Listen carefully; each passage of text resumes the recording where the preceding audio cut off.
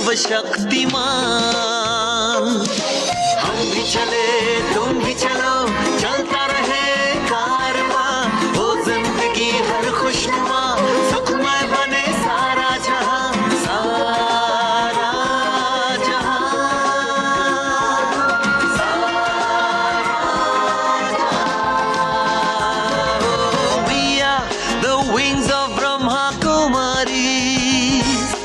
We are the wings of Brahma Kumaris. We are the wings of Brahma Kumaris. We are the wings of Brahma Kumaris. नमस्कार, Om Shanti. Wings of Brahma Kumaris के इस episode में एक बार फिर से आपका तहे दिल से स्वागत है। हमारे देश में महिलाओं से संबंधित बहुत सारी समस्याएं हैं, जिनका समाधान आज तक भी हम खोज रहे हैं कि ये समस्याएं हमेशा के लिए खत्म हो जाए। महिलाओं से संबंधित बहुत सारे कानून भी बनाए गए हैं और समाज सेवी संस्थाएं भी उन सभी समस्याओं को खत्म करने के लिए तत्पर हैं। लेकिन क्या आध्यात्मिक दृष्टिकोण से उन सभी समस्याओं को हम खत्म कर सकते हैं? इसी विषय पर हम बात करेंगे। हमारे बीच में मौजूद है ब्रह्मा कुमारीज की विमेन्स विंग की चेयरपर्सन आदरणीय चक्रधारी दीदी जी। दीदी, आपका आज के इस कार्यक्रम में बहुत बहुत स्वागत है। ओम शांति। जैसे कि आज हम बात करने वाले हैं महिलाओं से संबंधित प्रॉब्लम्स और उनके सॉल्यूशंस के बारे में, तो सबसे पहले जब हम ये देखते हैं कि पहले एक लड़की को पढ़ाया नहीं जाता था, एक समय ऐसा था, फिर धीरे धीरे समय बदला और महिलाओं की एजुकेशन की बात होने लगी, महिलाएं पढ़ने लगी, फिर उनकी सर्विस की बात होने लगी, वो जॉब पर भी जाने लगी। तो अब प्रॉब्लम आती है कि उसकी यदि सैलरी अपने हस्बैंड से ज्यादा हो जाती है और हस्बैंड की सैलरी कम है, हस्बैंड के मन में कहीं ना कहीं हीन भावना आने लगती है, इन्फीरियरिटी कॉम्प्लेक्स जो है उसके मन में पनपने लगता है कि ये एक महिला होकर के मुझसे भी ज्यादा अर्न कर रही है। आपके प्रश्न से मैं ऐसा समझती हूँ कि इसमें कोई कॉन्फ्लिक्ट का तो सवाल नहीं पैदा होता जी, क्योंकि वो कोई आमदनी को बढ़ाने के लिए उसने कोई ऐसा कदम तो नहीं उठाया कि जो पति के अगेंस्ट जाता हो। ये तो उसकी किसी योग्यता के कारण या जिस जॉब में वो वर्तमान समय उपस्थित है वहाँ कुछ इस प्रकार की फैसिलिटी उसे श्रेष्ठता से प्राप्त हो गई जो उसकी तनख्वाह ज्यादा हो गई। जी, मुझे आता है कि कॉन्फ्लिक्ट का सवाल वहाँ आता है जहाँ अगर महिला की तनख्वाह ज्यादा है और पुरुष ये समझे कि पुरुष होने पर मेरी तनख्वाह कम है तो उसे इंफीरियरिटी उत्पन्न हो जाए, ये वास्तविकता तो नहीं है। बिल्कुल। चलो इस वास्तविकता से आज का प्राणी दूर हो रहा है, लेकिन ये भ्रांति पति के मन से पत्नी को दूर करने के लिए अपनी तनख्वाह की जास्ती होना पति को नीचा दिखाने की भावना नहीं होनी चाहिए, क्योंकि एक ही रथ के दोनों पहिए हैं। बिल्कुल। और दोनों पहिए परिवार की पूरी गाड़ी को लेकर चलने वाले हैं। अगर एक की तनख्वाह ज्यादा हो गई और दूसरे की थोड़ी कम है तो दोनों के धन के संगठन से परिवार की गाड़ी सुंदर चल सकेगी। बिल्कुल। लेकिन कई बार ये आ जाता है कि मेरी तनख्वाह ज्यादा है, ये पत्नी का शो करने लगती है, या पति को कोई उसके फ्रेंड्स या जो उनको जानने वाले ये कहने लगते हैं कि देखो तुम्हारी पत्नी की तनख्वाह तो इतनी ज्यादा, तुम इतनी कम क्यों ले रहे हैं। तो ये जो बचपन से स्त्री और पुरुष का भेद पैदा किया गया, बिल्कुल, वास्तव में ये भेद की ही जड़ है जो पेड़ के कई शाखाओं और उपशाखाओं के रूप में उभरती रहती है। अगर पत्नी की तनख्वाह ज्यादा है तो पति को इस चीज की खुशी होनी चाहिए कि मेरी पत्नी ज्यादा तनख्वाह लाएगी और घर का ज्यादा खर्च की जिम्मेवारी वो उठा लेगी, तो कितनी खुशी।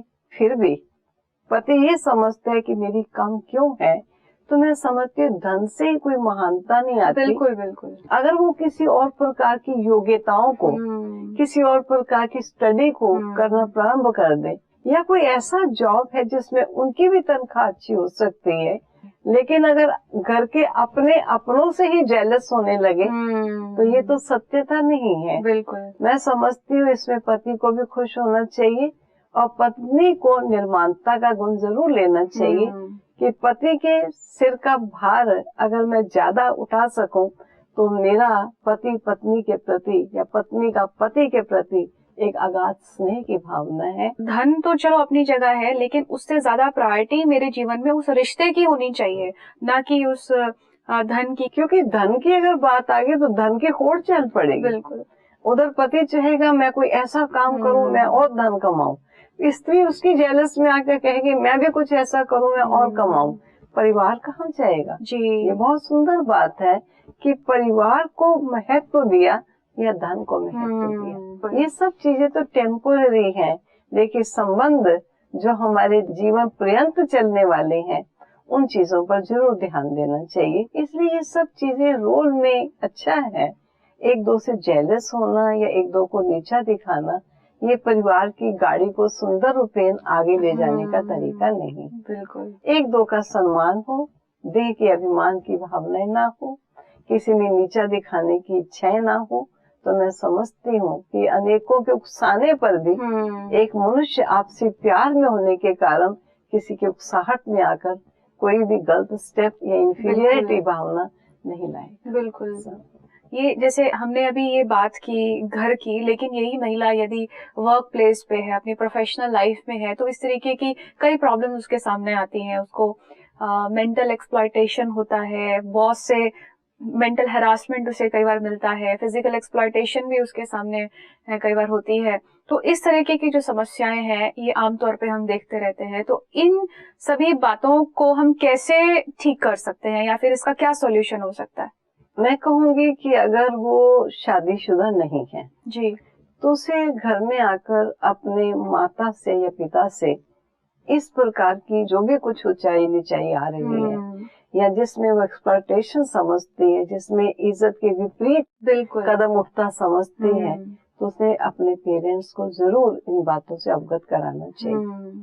अंदर ही अंदर उस बात में घुसना नहीं चाहिए। बिल्कुल, क्योंकि कई लड़कियां डरती हैं कि पता नहीं मम्मी पापा क्या सोचेंगे या फिर मेरी बदनामी ना हो जाए, इस तरीके की भावना आती है उसके अंदर। बदनामी की बात भी है और साथ साथ आजकल नौकरियां मिलनी सहज नहीं। ये भी समझते हैं कि नौकरी मिली हुई है, शायद मम्मी पापा ना जाने देंगे, मेरी स्वतंत्रता छिन जाएगी, धन मेरा बंद हो जाएगा, मेरे स्टेटस में शायद फर्क आ जाएगा।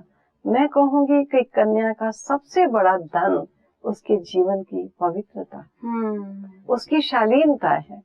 अगर उसकी शालीनता में थोड़ा भी दब्बा लगता है तो उस दब्बे को ना लगने देने के लिए उसे अपने माता पिता को जरूर बताना चाहिए। और इस बात से बचने के लिए एक और भी उपाय मुझे सोचता है। अगर वो समझती है कि मेरा बॉस या डायरेक्टर या जिनसे उनका ज्यादा वास्ता रहता है उनकी दृष्टि उनके प्रति इतनी शुद्ध नहीं या उनकी मनोभावनाएं कुछ उसके प्रति अशुद्ध या गलत चलती हैं और वो उनको भांपती, परंतु उन्हें मना नहीं कर पाती कि मुझे नौकरी से न छुड़ा दे या मेरे नाम कुछ और बात न लगा दे। बिल्कुल बिल्कुल। स्पिरिचुअलिटी ये कहती है कि आप आध्यात्मिकता के रंग में रंगो और सुंदर सी बात प्रातः सुनो, जीवन में अनुभव में लाओ और जाते इस बात को पहले किसी शेयर करो। तो जिनसे आपको अपनी शालीनता के प्रति भय प्रतीत होता है या उनके कुछ ऐसे हरकतें या उनका कुछ इस प्रकार का मिजाज या आपके साथ जो पेश आते हैं वो ठीक नहीं लगता, तो आपका काम है सबसे पहले उनको एक इतनी पवित्र निगाह से देखें। कहिए अगर प्लीज आपके पास सर टाइम हो, मैं 2 मिनट या 1 मिनट का टाइम लूंगी, एक बहुत अच्छी बात मुझे आपसे शेयर करनी। और वो जीवन की श्रेष्ठता की इतनी सुंदर बात उनसे शेयर करते हैं कि जीवन का अनमोल धन क्या है। और आज हमारी क्लास में मुझे बहुत अच्छी लगी, मैं आज आपसे उसकी शेयर करना चाहती थी, इसलिए मैंने आपको 1 मिनट कहा। अब आप कहिए मुझे क्या कहना चाहिए। मैं समझती हूँ 1 बार 2 बार 3 बार समय प्रति समय ऐसी अच्छी बात सुनाते जाएं जिससे उनको ऐसा प्रतीत हो कि ये आम कन्या नहीं है, ये कुछ विलक्षण है। बिल्कुल। और इनके अंदर वो संस्कार नहीं जिन संस्कारों की इच्छा या कामना मैं इस आत्मा से रखता हूँ। बिल्कुल बिल्कुल। अगर उसके अपने जीवन में ही इस प्रकार की स्पिरिचुअलिटी या दिव्यता या श्रेष्ठता के संस्कार नहीं है, जी। तो कोई भी उसके ऊपर ऐसी दृष्टि रखेगा। लेकिन वो पत्थर की नहीं है, चेतन है। पहले अपने स्वरूप को चेतनता में लाए। बिल्कुल। जैसा वो दूसरों से एक्सपेक्ट करती है, पहले उसे अपने जीवन में वो दिव्यता और श्रेष्ठता लानी चाहिए। बिल्कुल, मतलब पहले जब तक मेरे मन में शुद्धता नहीं आएगी तो मैं दूसरे के मन में जो शुद्ध भाव है वो नहीं आ सकते। कोई भी लड़की कहीं पढ़ने जाती है, कहीं पर भी वो घर से बाहर निकलती है, लड़कियों के मन में एक भय उत्पन्न होने लगता है कि घर से बाहर निकले तो पता नहीं मेरे साथ कुछ हादसा ना हो जाए। आध्यात्मिक दृष्टिकोण से इस समस्या का कोई निदान हो सकता है? आध्यात्मिकता ये कहती है कि बचपन से माँ बाप बच्चों को पालते हैं जी, लेकिन बचपन से बच्चे के मन में बच्ची के प्रति, भाई के मन में बहन के प्रति ऐसी भावनाएं डालनी चाहिए कि ये तेरी वो बहन है जिसको दुनिया देवी समझ के पूज रही है। तो कितना भाग्यशाली भैया है जिसको इतनी प्यारी बहन मिली है। जी। और यही नहीं, जितनी भी कन्याएं हैं ये सब देवियां हैं। तो क्या तुम समझते हो इन देवियों को देवी समझकर अगर चलोगे तो तुम्हें हर समय ऐसा लगेगा कि मुझे वरदान मिल रहे हैं, मुझे श्रेष्ठता का सहयोग मिल रहा है, तो तेरे हर पुरुषार्थ में सरलता हो जाएगी। छोटेपन से उसमें ये भावनाएं डालते चले जाएं, बहन के प्रति इतना दृष्टिकोण पवित्र हो जाए। और बहन जैसी अन्य भी संसार में तेरी बहुत बहनें हैं, उन सब के प्रति तेरा ऐसा दृष्टिकोण हो जाए तो ऐसा तुम्हें लगेगा कि मैं पुरुषार्थ तो कम करता हूँ लेकिन वरदान मुझे बहुत मिलते हैं, क्योंकि ये देवियां हैं। और देवियों का दृष्टि, देवियों का जो आसपास का आरा है वो सामने वालों को बहुत सहयोग देता है। एक तो बचपन से बच्चों को ऐसी भावनाएं माँ बाप को डालने की आवश्यकता होती। मुझे याद है हम जब छोटे थे तो हमारे भाई ने एक बार मुझे थप्पड़ मारा, मम्मी ने एकदम आके कहा बेटा देवी है, देवी को थप्पड़ मार दिया जी। तो वो ऐसे भोला भाव से देखता है कि मेरी तरफ बड़े तरस की भावना, मैंने उसको बहुत प्यार किया। प्यार करने से उसको मेरे प्रति ये भावना है कि सचमुच मम्मी ने कहा था देवी है, देवी को मारना नहीं। देवी तो उन्होंने कहा देखा देवी कितना प्यार करती है, देवी को मारते हैं। तो मैंने देखा बचपन के बाद हमने कभी आपस में लड़ाई नहीं की। हाँ, छोटी मोटी बातों में ऊंची नीची हो जाती थी, लेकिन एक दो को थप्पड़ मारने की स्टेज कभी नहीं आई। और हमेशा कहता था देवी है ना, तुम देवी हो के ऐसा क्यों बोली। तो मुझे भी सचेत होती थी कि मुझे ऐसा नहीं करना। आज बच्चे एक्सरसाइज करना सीख जाए, बच्चे हॉर्स राइडिंग सीख जाए, आर्ट सीख जाए, डांसिंग सीख जाए, ये सब माँ बाप को तमन्ना होती है जी। लेकिन हमारा बच्चा एक उच्च चरित्रवान भी बन जाए, जो देश के लिए चरित्रवान नागरिक हम पैदा कर दे। आज माँ बाप उन बातों की तरफ ध्यान इम्पोर्टेंस नहीं देते उन चीजों को। और स्पिरिचुअलिटी कहती है कि ये बहुत जरूरी चीजें हैं। ये रेप केसेस क्यों हो रहे हैं? इसलिए सबसे पहले आध्यात्मिकता बताती है कि देह को देह देखना, लेकिन देह मैं नहीं हूँ जी। मैं देह के अंदर चेतन चमकता हुआ एक वो हीरा हूँ जो देह की कर्म इंद्रियों का स्वामी हूँ। मालिक बनकर चलना, देखना आपकी इच्छा के विपरीत आपकी कर्म इंद्रियां न चली जाए। बिल्कुल। अगर नौकर आपका कहना मानकर चलता है तो वो सेवाधारी सही बन सकता है। अगर वो आपकी आज्ञा के अनुकूल कुछ नहीं करना चाहता है और आपको अपनी आज्ञा के अनुकूल चलाना चाहता है तो नौकर की पहचान है कि वो नौकर सही नहीं। तो आप जरा देखना, किसी को देखकर आपकी उत्तेजना आ रही कर्म इंद्रियों को, देखिए राइट है या रॉन्ग है, ये कर्म इंद्री मेरे कंट्रोल में है या मेरे कंट्रोल से बाहर है। बिल्कुल। फौरन उसको कंट्रोल करें। आध्यात्मिकता ये शक्ति देती है जी। एक मनुष्य को राजा बनने की शक्ति देती है, मालिक बनने की शक्ति देती है, कर्म इंद्रियों को अपनी इच्छा के अनुकूल चलाने की शक्ति देती है। और मैं समझती हूँ आज बच्चे से लेकर बूढ़े तक को इन कर्म इंद्रियों पर कैसे शासन किया जा सकता है, कैसे इनको अपनी इच्छा के अनुकूल चलाया जा सकता है, ये आध्यात्मिक ट्रेनिंग होना बहुत जरूरी। मतलब कि बिना आध्यात्मिक शक्ति के ये कर्मेंद्रियां हम कंट्रोल ही नहीं कर सकते। नहीं कर सकते। आज कई कहते हैं कहते हैं ये तो नेचुरल इंस्टिंक्ट है। कई लोग कहते हैं कि ये तो कुदरती है। हाँ, वास्तव में नेचुरल इंस्टिंक्ट उनका कहना राइट है। जब हम बॉडी समझेंगे, दूसरे को भी बॉडी देखेंगे, तो बॉडी की तो नेचर है जी, वो नेचुरल हो जाएगी।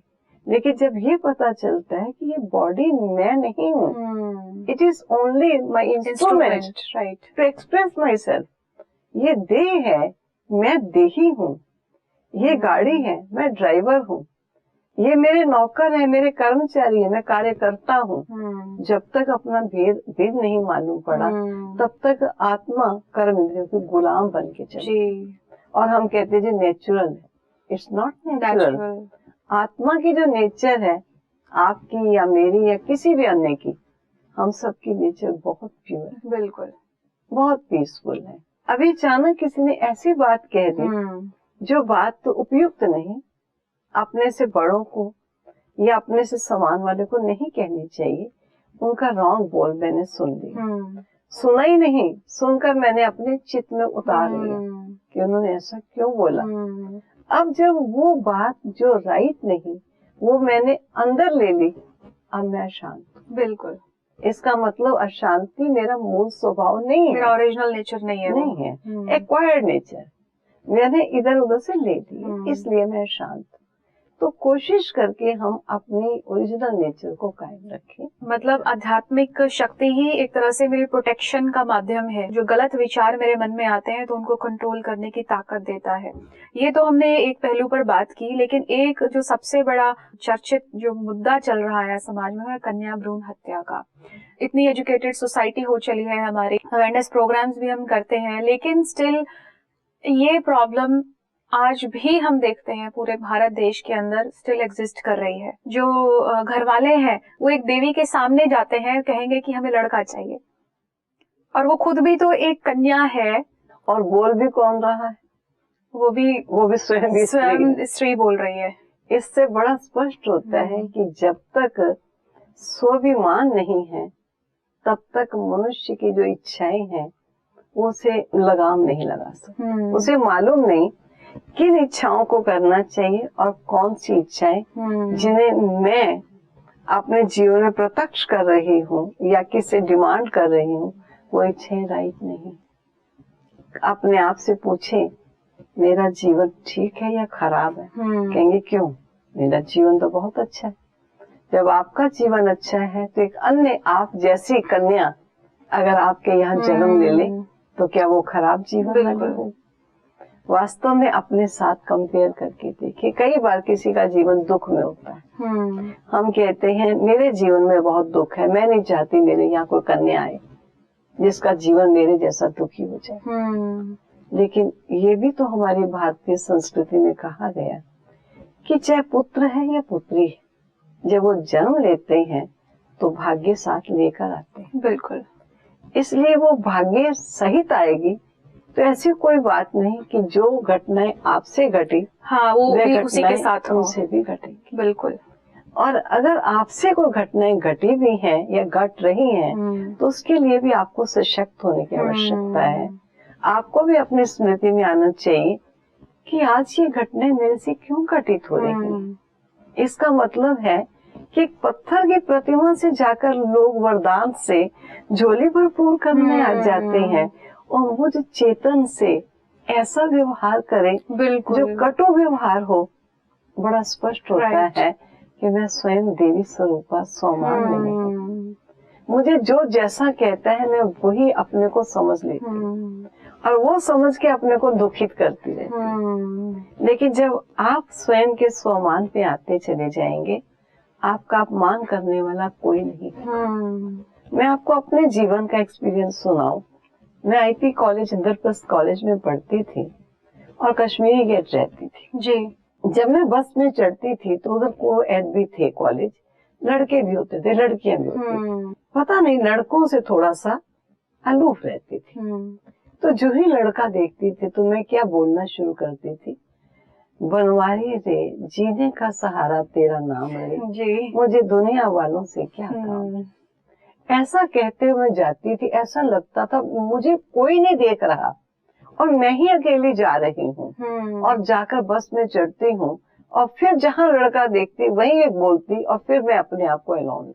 तो माना ईश्वर से संबंध रखने पर वो जो मनोभावना में कमजोरी आ जाती है वो अपनी कमजोरी भी ठीक हो जाती है। बिल्कुल। और दूसरों के प्रति भी जो भावनाएं उनके मन में भी जागृत होती हैं, उन भावनाओं को भी हम उनके मर्ज फॉर्म दे सकते हैं और उनको स्टॉप करा सकते हैं। आजकल हम वुमेन राइट्स की बात करते हैं और वुमेन राइट्स बहुत सारे कानून भी बना दिए गए हैं और हम अवेयरनेस प्रोग्राम के थ्रू उनको बता भी रहे हैं, लेकिन उन अधिकारों की जागृति के बावजूद भी एक महिला डरती है कि अगर मैंने इस तरीके का कदम उठाया तो समाज में मेरी छवि खराब हो जाएगी, मेरा नाम बदनाम हो जाएगा, मेरे घर वालों का नाम बदनाम हो जाएगा, तो वो डरती है इस चीज को यूज करने से। मैं ऐसा कहूंगी कि गवर्नमेंट ने आज बहुत से स्त्रियों के लिए कानून बनाए हैं जी। और बहुत से अधिकार उन्हें देने की कोशिश की गई है। एक बात तो ये है कि बहुत सी स्त्रियों को इस बात का एहसास ही नहीं है या मालूम भी नहीं है कि हमें कोई अधिकार मिल चुके हैं। सर्वप्रथम अधिकार के साथ साथ अधिकार देने वालों को उन अधिकारों का अवगत कराना, जन जन तक पहुंचना, ये बहुत आवश्यक है, चाहे वो टेलीविजन द्वारा या रेडियो द्वारा या न्यूज़पेपर द्वारा। लेकिन ऐसे इंटीरियर्स में भी जाएं जहां पर वो महिलाएं ना रेडियो देखती हैं, ना अखबारें पढ़ती हैं, ना इस प्रकार की बातें कभी सुनती हैं, उनको ये मालूम हो कि हमें ये अधिकार प्राप्त है। बिल्कुल। दूसरी बात जैसे आपने कही कि जानने वाली भी उन बातों से डरती है कि अगर मैंने अधिकार को ले लिया तो शायद मैं अपने ससुराल की या पियर घर की कोई इंसल्ट कर दूं, बिल्कुल। या पता नहीं मेरे लिए लोग क्या सोचेंगे। मुझे ऐसा लगता है कि अगर कोई अन्याय हो रहा है और अन्याय के प्रति आवाज उठाता एक है, लेकिन उस एक की आवाज अनेकों की आवाजों का सहारा बनती। बिल्कुल। ससुराल वाले क्या कहेंगे, ये सोचे कि मैं अकेली नहीं हूँ। अगर ऐसा अन्याय किसी अन्य से आज हो रहा है तो एक की आवाज से शायद अनेकों के दिए जग जाएंगे, सावधान हो जाएंगे कि फलां की बहू बेटी ने ऐसा किया, कहीं हमारी भी कोई बहू बेटी ऐसा ना कर दे। तो आप सोचिए कितनों का रास्ता ठीक हो जाएगा। और मैं ये कहूंगी कि उन सब की आशीर्वाद आपके इस प्रयास को कभी आपको बदनाम नहीं होने देगी। और रियली अगर वहाँ एजुकेटेड फैमिली होगी तो ये कहेगी कि हमारे घर की बहू ने आज हमें अनेक कुरीतियों से बचाने के लिए सुंदर कदम उठाया और हमें ही नहीं अनेकों परिवारों को एक अपने जीवन से एक सही रास्ता दिखाया। जब उसको घर वालों से भी सपोर्ट नहीं मिलती है और इन लॉ से भी सपोर्ट नहीं मिलती है, वो अकेला बहुत महसूस करती है कि मैंने अपना डर को खत्म करके मैं आज आ तो गई हूँ सामने, लेकिन अब मैं अकेली पड़ गई हूँ। ऐसे में वो क्या करे फिर? नहीं, उसे स्टेप उठाने से पहले अपने से शक्त होने को शक नहीं होना चाहिए। राइट। अगर स्टेप उठा लिया और अब समझती मैं अकेली पड़ गई, नहीं। अगर सही आपके साथ अन्याय हो रहा है और लॉ आपको सहयोग देने को तैयार है, तो आप फिर अपने आप को कभी अकेला नहीं समझे। लॉ बहुत बड़ी शक्ति होती है, वे आपके साथ, और वो लॉ का सहारा लेने वाला स्वयं को निर्बल या असहाय न समझ पाए। ये लॉ का कुछ इस प्रकार की सहजता ये अवश्य होनी चाहिए। अपने आप को सत्य का सहारा लेके चलेंगे तो आपको बहुत सी सामना करने की बातें मिलेंगी, लेकिन आपकी सत्यता की किश्ती पार अवश्य जाएगी। तभी मुझे याद आता है हमारे भारत में एक गायन है वंदे मातरम। शायद यही वो शक्तियां हैं जिसके आधार पर उसका गायन हुआ है। ये चीज, ये स्वमान अपने आप को याद दिलाने की बहुत जरूरत है। ये स्वमान भी है, वास्तव में नेचुरल स्वमान है, क्योंकि शरीर तो 5 तत्वों का बना है जी। आप 5 तत्वों का शरीर तो जड़ हुआ है, लेकिन इसके अंदर जो चेतन है वो वास्तव में शक्ति है। और वो मैं हूँ, मैं स्वयं में ही शक्ति हूँ। मैं स्वयं में ही शक्ति हूँ। तो मुझे भय क्यों आया? भय आता है जब हम अपने को शक्ति ना समझ दे समझते। लेकिन आत्मा तो स्वयं में शक्ति है, उसमें सब शक्तियां भरपूर है और सबको आत्मिक रूप से देखती है कि ये भी शक्ति है। लेकिन अगर कोई शक्ति रॉन्ग यूज की जा रही हैं, तो उस शक्ति को राइट यूज बताना ये मेरा फर्ज बनता है जी। मैं किसी के लिए जोश नहीं, क्रोध नहीं, बदले की भावना नहीं, लेकिन सत्य पथ दर्शाने के लिए अगर मुझे थोड़ा सा सामना करना पड़ता है तो कोई बात नहीं, मैं गलत काम नहीं कर रही, तो शक्ति स्वरूपा बन के करें। जो भी महिलाएं इस एपिसोड को देख रही होंगी तो उनमें एक आत्मिक बल जरूर भरा होगा।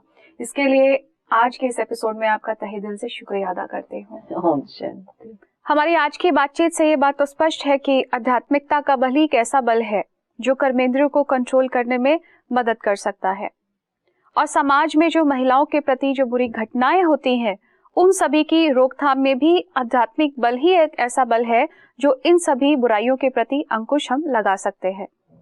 और महिलाओं को भी स्वयं में स्वमान धारण करने की आवश्यकता है। उन्हें ये समझने की आवश्यकता है कि वो स्वयं में ही एक शक्ति है, एक देवी है, क्योंकि यही स्वमान अनेक शक्तियों को भी उत्पन्न कर देता है। आज का एपिसोड हम यही समाप्त करते हैं। अगले एपिसोड में हम फिर से मिलेंगे एक अन्य विषय को लेकर। तब तक के लिए दीजिए हमें इजाजत। नमस्कार। Om Shanti. We are the wings of Brahma.